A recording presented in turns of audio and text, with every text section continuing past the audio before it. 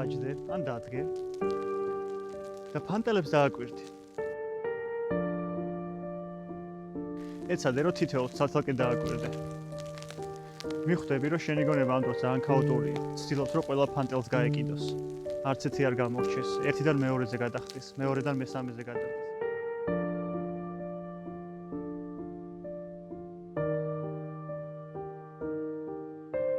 ეცადე რომ ცაში გაიხედო გამჭოლად. თვალები მოადუნე და მიეცი ყველა ფანტელს საშუალება რომ უბრალოდ იდინონ. უბრალოდ გააკეთონ თავისი საქმე. ისე რომ სათითაოდ არ განიხილო, საერთოდ არ დააკვირდე.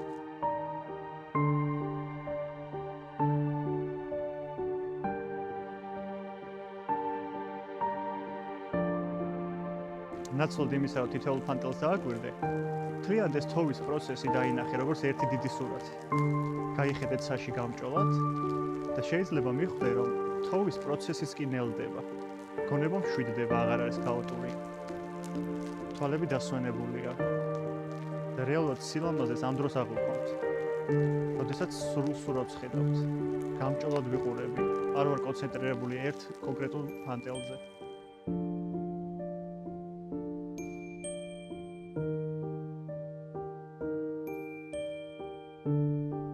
ამ დროს შეიძლება დააკვირდე, რომ სწრაფი დინება ნელდება და ეს ფანტელები ნელა, ნაზად, ფარფატით ჩამოდიან. ესეა ჩვენი ურთიერთობა ჩვენს ფიქრებთან. რამდენი ფიქრის თავში გაჩნდება, სათითაოდ დავსდევთ, მნიშვნელობას ვანიჭებ, აქედან ისტორიას ვქმნი და ძალიან მნიშვნელოვანი მგონია თითოეული ფიქრი.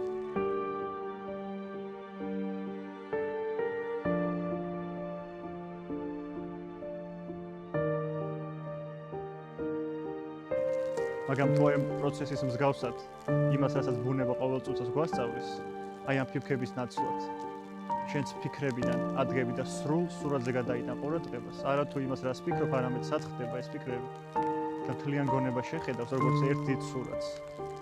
შეიძლება მიხვდე, რომ პროცესი ნელდება, ფიქრები უბრალოდ ჩდებიან, შენ არ გებრძვიან, არ ჩინგან ითხოვენ რამეს.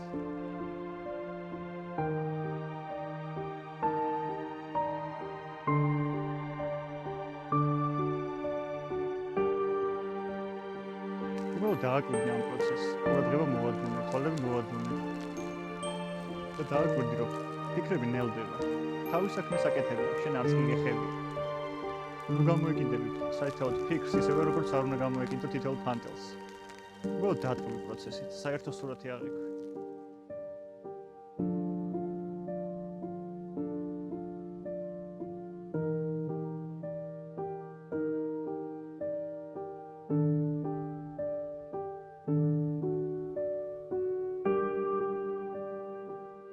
ფიქრები არ არის პრობლემა, არც არასდროს ყოფილა. პრობლემა არის ის, რომ რაღაც ფიქრი გაჩნდება და მე იმდენად ვაიგივებ ამ ფიქრთან თავს, რომ ძალიან სერიოზულად დაღვიქვამ. მნიშვნელოვანი მგონია ეს ფიქრები, ჩემი თავი ძალიან მნიშვნელოვანი მგონია.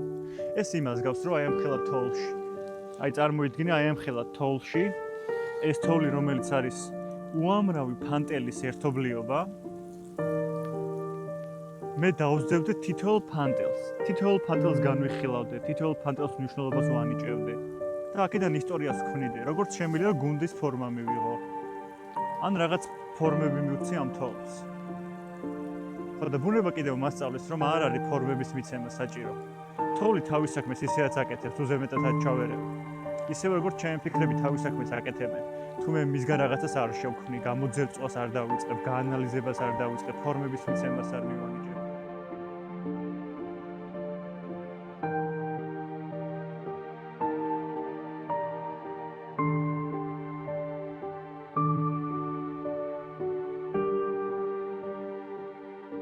ბუნება გვასწავლის, რომ ყველაფერი თავისთავად ისედაც ბუნებრივია, ლამაზია, მშვენიერია.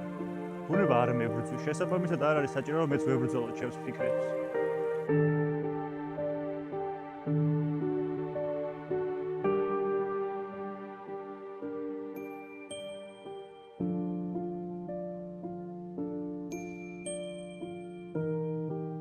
აი როგორც მსგავსად ამ ფანტელის მე ზუსტად ისევე შემიძლია, რომ საერთო სურათში აღვიქვა ჩემი ფიქრები.